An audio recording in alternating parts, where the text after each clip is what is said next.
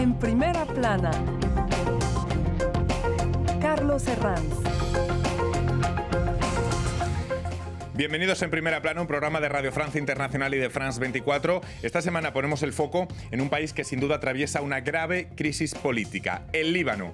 Para ello me acompañan en este estudio tres invitados que ya les paso a presentar. Melissa Barra es compañera de Radio Francia Internacional que ha estado varias veces reportajeando allí en Líbano. Bienvenida, Melissa. Hola, Carlos. Nos acompaña también Logan Perpignan, periodista independiente especializado en Oriente Medio. Bienvenido. Hola. Nos acompaña también Chris Denjon, periodista en Orient 21. Bienvenido, Chris. Hola. Líbano, corrupción endémica. Hoy en Primera Plana. Bueno, pues Líbano cumplía hace tan solo unos días 100 años de su fundación y lo hacía intentando resurgir de sus cenizas tras, ya lo saben, esas imágenes que a todos nos asombraron este verano, el pasado 4 de agosto, esa explosión en el puerto de Beirut que puso al descubierto varios de los males que vive el país. El encargado de pilotar esta nueva etapa como primer ministro es Mustafa Adib, un tecnócrata, en medio de la crisis sanitaria que vive el país, con un índice de desempleo en torno al 30% y con más de la mitad de los 4,5 millones de libaneses que viven bajo el umbral de la pobreza. Y sobre todo tendrá que hacer frente al gran mal que asola el país, esa corrupción endémica. En unos instantes vamos a plantear todas estas circunstancias y vamos a entender mejor, vamos a comprender mejor el Líbano, pero antes vamos a repasar, como hacemos siempre, algunas portadas de prensa que ilustran esta temática. L'Orient le jour, el apocalipsis, una portada que dice todo tras el siniestro de este verano. Recuerden, la explosión de 2.750 toneladas de nitrato de amonio almacenadas de forma insegura en el puerto de Beirut. Aquí en Francia, diario La Croix, la obra de reconstrucción libanesa. Añade el diario católico que esta reconstrucción que se tiene que dar ahora en el país se da en un contexto de total desesperanza entre la población libanesa. El Courrier Internacional se hace una pregunta en su portada que hoy vamos a trasladar a nuestros invitados y que desde luego no tiene ni mucho menos una fácil respuesta. ¿Podemos salvar aún al Líbano?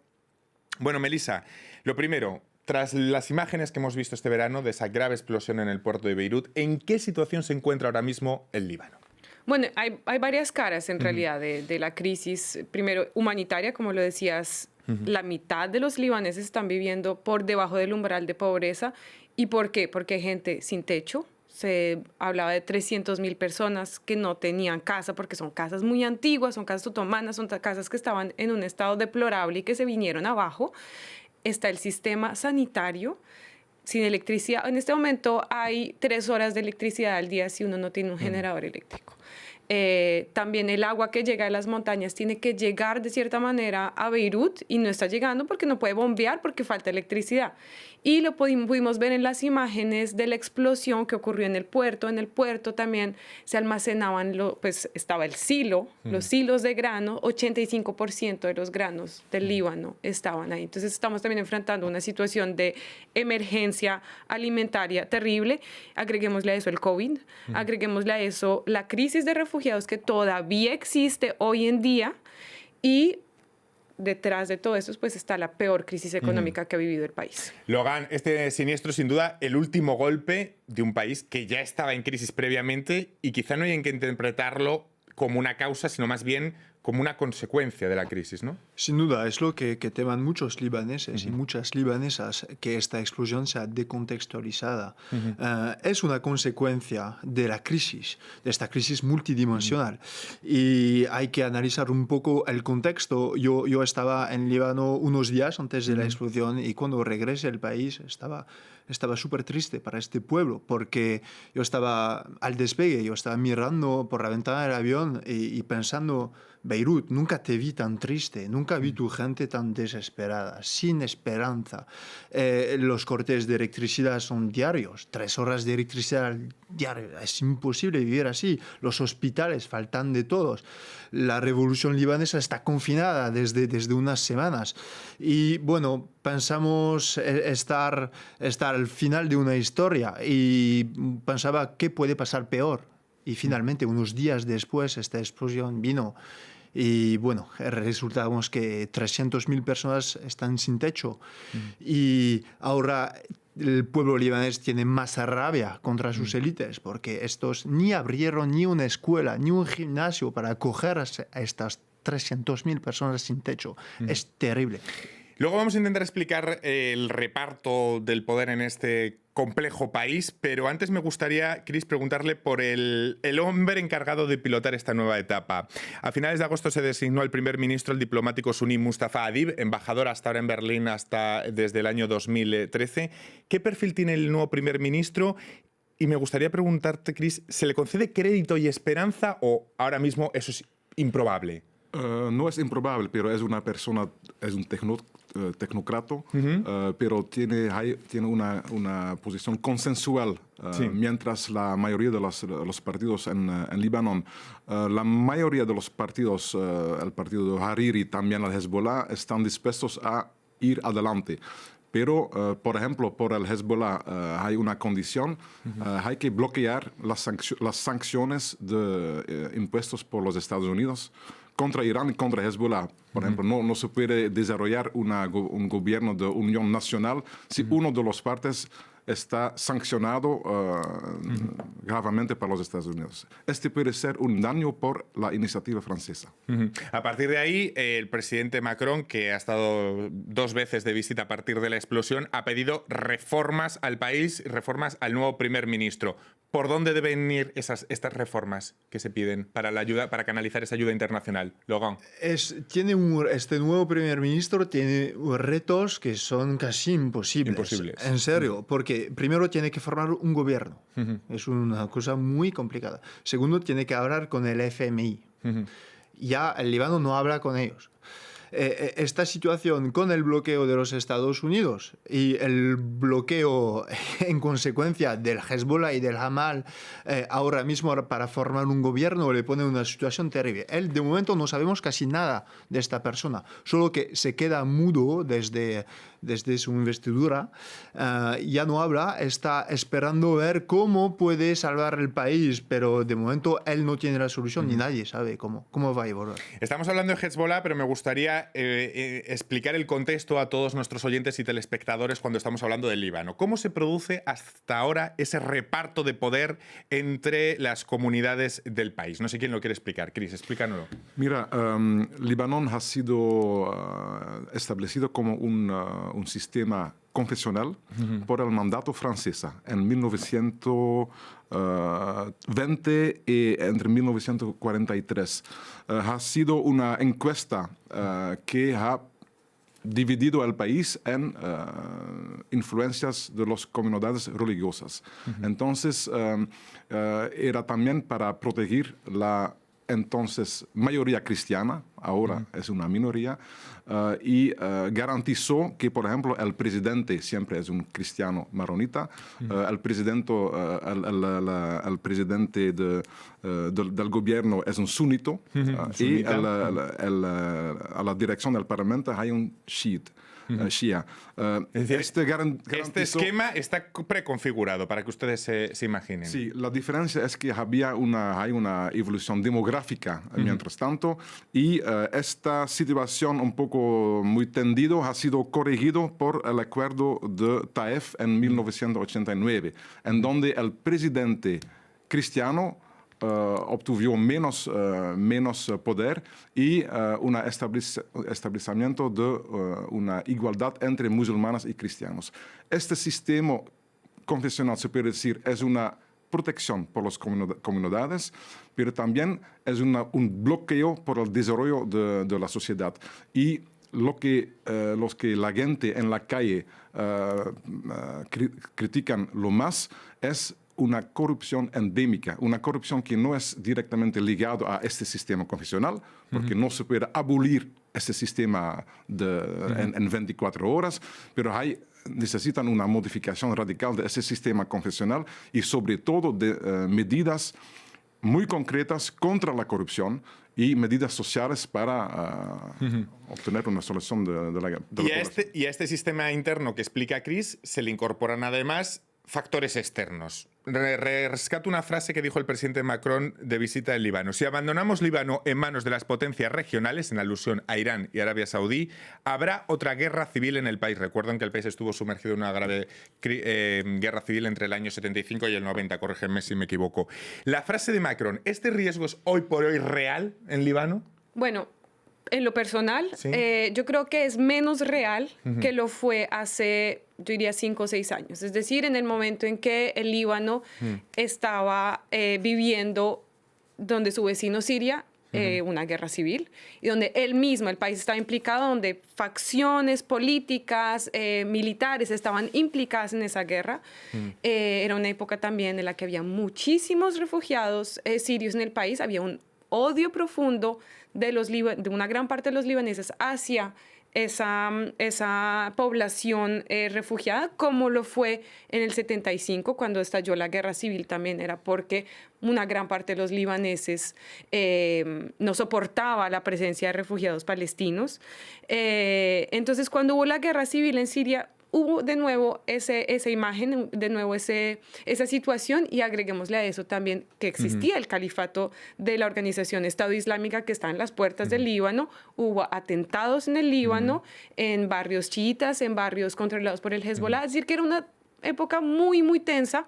Hoy en día tengo la impresión, y de pronto luego me dirán lo contrario, que los libaneses ya no están enfocados en esas cosas. Tienen la mirada en queremos un cambio político, ya no está en una cuestión confesional de bandos contra bandos, todos están globalmente contra el gobierno. Y además, Logan creo que estuvo en los campos de refugiados, ahora que lo comentaba Melissa, creo que fue en el mes de julio, ¿no? ¿Cómo es la situación en esos campos de refugiados? Terrible, terrible. En los campos palestinos, bueno, la situación antes era súper difícil, pero con la crisis económica hay que entender que todo lo que venden dentro del campo le compran fuera.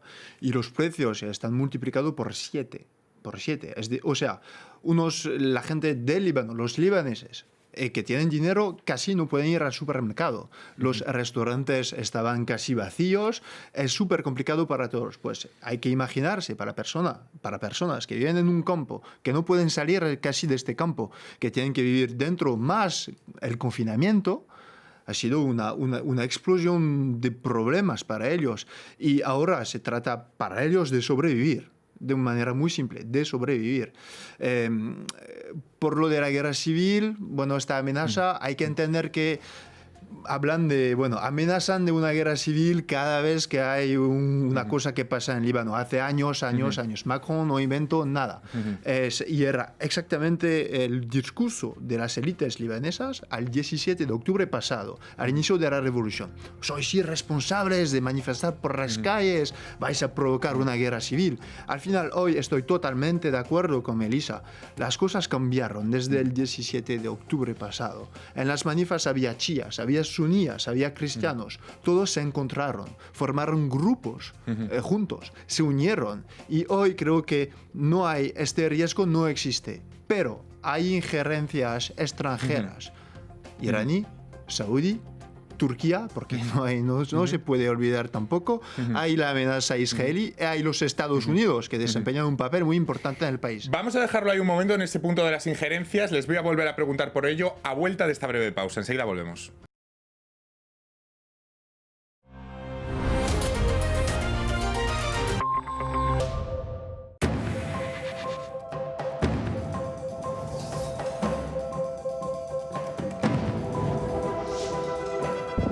El independentismo catalán está muy debilitado y unas nuevas elecciones anticipadas en la comunidad autónoma parecen inevitables. En pocos días se espera a la sentencia del Tribunal Supremo Español, que seguramente inhabilitará al presidente catalán Quim Torra por, recordemos, el caso de la pancarta a favor de los presos catalanes que estaba en la fachada del Palacio de la Generalitat en plena campaña electoral, pese a su prohibición. En caso de que se confirmase esta inhabilitación, pues por una parte la policía catalana teme unos nuevos disturbios en las calles como los que sacudieron Barcelona el año pasado, y por otra se convocarían unos nuevos comicios en los próximos meses, pero no está nada claro que el independentismo de la derecha y la izquierda, que gobiernan en coalición actualmente, pues pueda volver a ganar y sobre todo gobernar juntos, ya que hace meses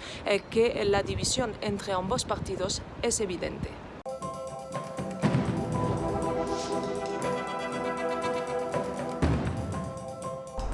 A 6 años del referéndum por la independencia de Escocia, la opinión pública ha cambiado en favor de independizarse del resto del Reino Unido.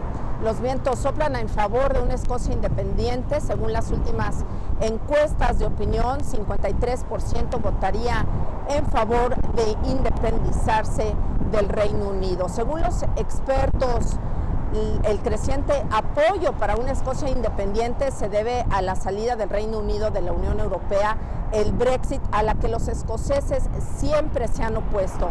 Además, la primera ministra de Escocia, la independentista Nicola Sturgeon, asegura que sí hay bases y fundamentos para un segundo referéndum. Sin embargo, el gobierno central de Westminster advierte que no autorizará una segunda consulta y que el tema quedó resuelto de una vez y para siempre en el referéndum de 2014.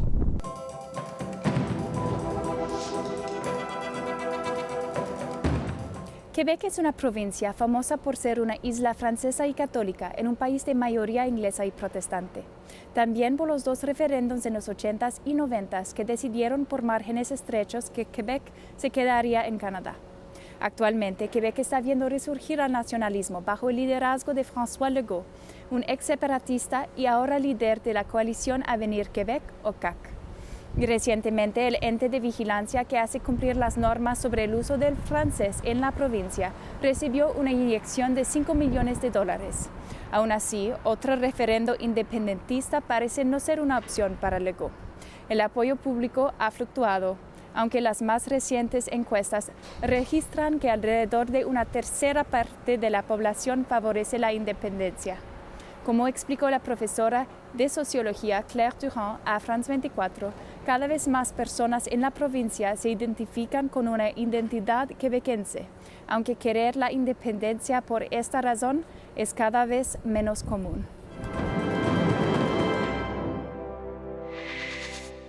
Todas las semanas tenemos una cita para hablar de mujeres. En Ellas Hoy hablamos de nuestra diversidad, nuestros logros y nuestras luchas constantes. Aquí entrevistamos a las que generan el cambio en el mundo y les contamos sus historias.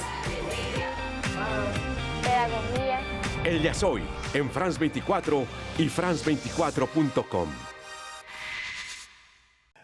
Pues continuamos en Primera Plana, hoy hablando del rompecabezas del Líbano tras las imágenes que seguro vieron este verano de esa explosión en el puerto de Beirut y la grave crisis que azota el país a todos los niveles, a nivel social, a nivel económico, a nivel político. Lo hacemos con Chris Denjon, periodista en Orient 21, mi compañera Belis Sabarra de Radio Francia Internacional, que ha hecho numerosos reportajes allí en Líbano, y Logan Perpiñán, periodista independiente especializado en Medio Oriente. Antes de la pausa estaba Logan comentando el tema de las injerencias, Chris, y le traslado esa pregunta, ese riesgo que avanzaba Macron sobre otra guerra civil posible si abandonamos Líbano, creo que recuerdo que fue la frase exacta, a manos de las potencias del entorno. Y esas potencias, en ese polo sobre todo se refería a esa dicotomía entre Arabia Saudí e Irán. Ese riesgo hoy por hoy, ¿cuán real es? Claro que sí, pero el presidente francés Macron olvide que no solamente hay Irán y Saudi Arabia, hay también Israel y la Turquía. Y no hay que olvidar que también hay una injerencia del Fondo Monetario Internacional, porque esta intervención económica ha sido uno de los problemas actuales, que una implementación de una política ultraliberal. Hay que saber que en los años 50 Líbano era considerado como la Suiza de Medio Oriente. Hoy en día no hay nada. Han sido planes de reestructuración, que es un gran problema ahora, porque si algunas dicen que la ayuda internacional tiene que pasar por ONGs, quiere decir también que es una privatización acelerada. No se puede pagar bomberos o el sistema de educación o el sistema de salud solamente con ONGs. Necesita un Estado quien será democratizado y donde el peso del sistema confesional y de la corrupción endémica sería eliminado. Esto es... Hablaba Chris de esas ONGs que tienen que garantizar de alguna forma el suministro de sistema social. En medio de esta crisis sanitaria, y hablaba antes Melissa de los cortes de electricidad, os quiero preguntar a los tres que conocen bien el Líbano, ¿cómo es el día a día de los libaneses? Hacías mención a esos cortes de electricidad, me imagino que en mitad de la pandemia, ¿qué sistema social tienen? Bueno, hay varias cosas. Yo no estuve en el Líbano después de la explosión, pero sí viví unos años, y antes de que se hablara de crisis económica, antes de que se hablara de todos los problemas actuales, ya había problemas de electricidad. Es decir, que los apartamentos o las casas que no tienen un generador, en general, se esperan a que tengan 2 horas de corte al día de electricidad, cual sea el barrio, cual sea el nivel de ingresos. El agua siempre ha sido un problema. Por ejemplo, no existe agua potable de la llave en el Líbano. Es decir, que la gente siempre compra botellones gigantes de agua para poder tomar. Y como le decía Chris, es que estamos en un sistema ultraliberal. Es decir, que allá funcionamos por seguros médicos pagados, funcionamos con, uno paga el servicio de las basuras para que le recoja la basura enfrente de la casa, todo es privado. Hay muy poco que es público. Entonces imaginemos ahora en un país, un amigo libanés me decía, solíamos ser la Suiza del Medio Oriente, hoy somos Venezuela del Medio Oriente. Entonces imaginemos hoy en día todos esos problemas que venían de antes, cómo se han agrandado tras 1 año y medio de crisis económica y tras la explosión. Vamos a avanzar con algunas preguntas que me gustaría contextualizar y dejar claro en este programa, ya que estamos dando una visión tan amplia de lo que es el Líbano. Por ejemplo, Logan, el peso actual de Hezbollah, recuerden, el partido chiita milicia libanés en el país, ¿cómo ha sido su evolución en los últimos meses? ¿Cuál es el peso actual de Hezbollah en el país? Esta revolución ha sido un poco complicado para el Hezbollah, la revolución de octubre, porque el Hezbollah históricamente ha sido siempre en el campo de los pobres o de los débiles. Y ha sido un momento difícil porque en este inicio de la revolución había grandes manifestaciones en bastiones chiíes, en Nabatí, en Tir, en La Beca. Así que ha sido un poco complicado y estaban en plan, a ver, hay que quedar un poco tranquilo porque sí, hay un riesgo de guerra civil, e intentando defender a la población sin tomar parte en esta revolución. Estaba, bueno, entre dos sillas y ha sido súper complicado. Luego se adaptó. Hay que entender una cosa en el Hezbollah, tiene 2 intereses supremos. Primero, mantener sus armas. Y segundo, tratar de la amenaza israelí y defender el país si Israel ataca mañana, porque el ejército libanés es súper débil. Pues son los 2 elementos fundamentales para el Hezbollah. Son los 2. Después, la política interna es otra cosa. Tiene interés, sí, pero para ellos el más importante es las armas y Israel. Tras meses de protestas, Hezbollah ha recuperado, no sé si ha recuperado parte de la legitimidad perdida en medio de esta crisis sanitaria, donde ha intentado implicar a miles de voluntarios para intentar paliar de alguna forma la situación de crisis sanitaria que vive el país. ¿Esto le ha dotado actualmente cierta legitimidad de nuevo a Hezbollah, Chris? Su legitimidad ha sido grandizando después de 2007, cuando ganó una guerra contra Israel, y después tomó posiciones en el gobierno, lo que era nuevo por el Hezbollah. Entonces está tratando de recuperar un poco de la movilización popular, pero también está perdiendo, porque como no es capaz de pronunciar, de tomar medidas sociales para mejorar un poco esta crisis, está perdiendo un poco de popularidad. Hay que saber que el Hezbollah es ciertamente uno de los partidos lo menos corrupto de todos los partidos, pero el facto que estás parte del gobierno o del gobierno anterior, también la gente le ven como parte del sistema. Y el sistema tiene que ser modificado radicalmente. Aún si podemos discutir cómo modificar este sistema confesional, no es... Hagámoslo. ¿Cómo se modifica este sistema confesional que parece que siempre es la pieza angular siempre que hablamos del Líbano? Es decir, este arbitraje sectario del que podemos debatir si se establece una corrupción endémica a partir de él, ¿cómo se le mete mano para entendernos? Bueno, ¿Con qué criterios? ¿Quién lo hace además? Hubo Melissa. como una especie de esperanza que realmente muy reciente. Es decir, que de la misma manera como explicaba Cris, el sistema gubernamental, el sistema parlamentario es más o menos igual. Es decir, que tenemos varias religiones, comunidades, las vamos a llamar, que tienen unas cuotas mínimas en el Parlamento y que se pueden asegurar tener el apoyo detrás. Desde 2018 hubo una micro reforma del Código Electoral del Parlamento que permitió la entrada pequeña por primera vez de partidos independientes. Y eran partidos que la sociedad civil quería. Es decir, que hubo, por ejemplo, en 2015 hubo elecciones municipales y vimos crecer partidos como Beirut Madinati, que eran de la sociedad civil, que ya no tenían nada que ver con ninguna comunidad. Adentro había personas de comunidades muy diferentes y a partir de eso se empezaron a crear algunos partidos independientes que poco a poco están entrando dentro del Parlamento. Hoy en día solo tienen 10 escaños, no es mucho, porque hay como 130, ¿no? Pero permite que se les esté dando más visibilidad. Logan, este arbitraje sectario del que estamos hablando todo el rato refleja lo que es hoy por hoy la sociedad del Líbano. Es decir, que quizás nuestros oyentes y nuestros espectadores estén haciendo esa pregunta. Es decir, ¿todo este nivel de política se plasma en realidad en lo que es el Líbano de 2020 en la calle? ¿O no? El Líbano geográficamente es súper dividido en zonas y eso para alguien que no conoce el Líbano es la primera vez que cartografía del Líbano es muy complicada. Sí, claro, pero se puede hacer de manera distinta. A ver, el norte hay muchos suníes en el norte, hay muchos chiíes en el sur, en la Beca también los cristianos son una parte de Beirut y se puede hacer muy fácilmente una mapa. Luego, estas divisiones ahora son menos visibles por lo de la Revolución de Octubre y es el único paso que dio esta revolución, porque esta revolución no logró cambiar el sistema. El eslogan era Kilyun, Yani Kilyun, todos es todos. Pero todos siguen al poder ahora mismo y esto es el reto de los libaneses.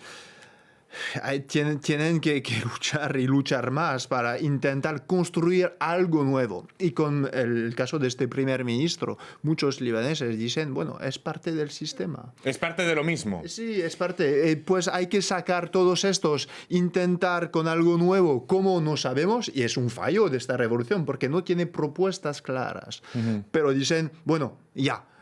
Tenemos que poner fuera todos estos, intentar algo de nuevo, tomar riesgos, porque la revolución es un riesgo, cambiar de sistema es un riesgo.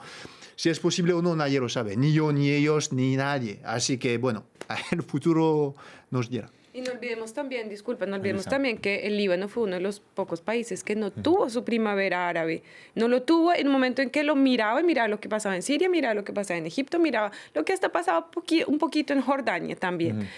Y decía, nosotros queremos lo mismo, pero nunca se llegó a la revolución. De pronto, hoy sea el momento. Y de hecho, el preámbulo de la Constitución libanesa dice que el sistema confesionalista tiene que acabarse poco a poco, pero dice que tendrá un fin. No sabemos cuándo. Cris, me gustaría... Sí, dime. Una de las demandas principales del movimiento popular actual, pero también del Partido Comunista Libanés, que es bastante fuerte, pero que no es una organización confesional, es una sola circunscripción en Líbano.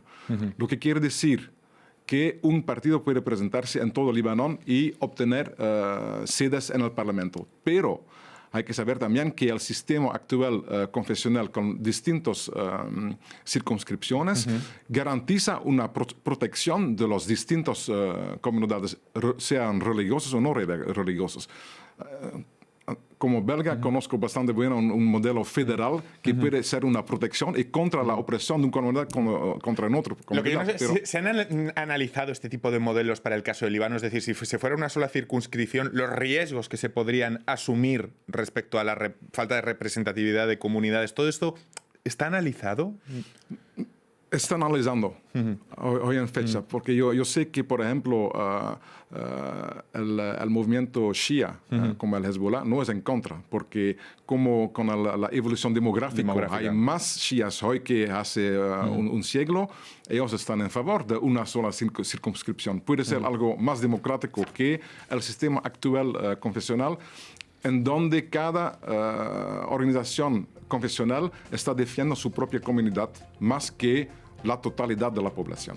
Pues lo vamos a dejar ahí porque no tengo tiempo para más. Ha sido pues muy ilustrativo hablar de algo tan complejo como es la realidad del Líbano con 3 personas que lo conocen tanto como mis invitados de hoy. Muchísimas gracias, Logan, Melissa y Chris, y a todos ustedes. Hasta la próxima semana aquí en Primera Plana. Muchas gracias.